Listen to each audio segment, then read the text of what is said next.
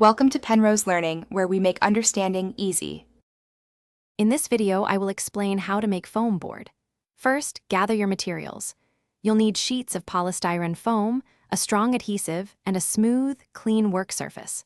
Also, have a sharp craft knife and a sturdy metal ruler on hand for precise cuts.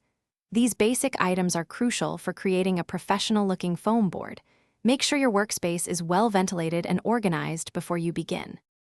Next, let's prepare your foam. Carefully measure and mark the dimensions for your foam board onto the polystyrene sheets. Using your sharp craft knife and a sturdy ruler, make precise cuts. Remember to score the foam lightly on your first pass, then apply more pressure for a deeper, clean cut.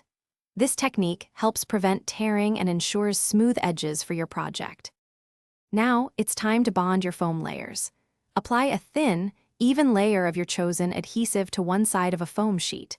Make sure to cover the entire surface, paying special attention to the edges for a strong bond. Carefully align the second foam sheet directly on top of the first, pressing down firmly. This step is critical for creating a durable and rigid foam board. Finally, let's finish your foam board.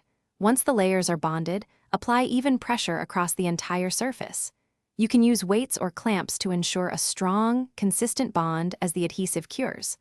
Allow the foam board to dry completely, which might take several hours depending on your adhesive. After drying, carefully trim any excess material for a clean, professional edge. Your custom foam board is now ready. Thanks for watching. If this was helpful, leave a like and consider subscribing. See you next time.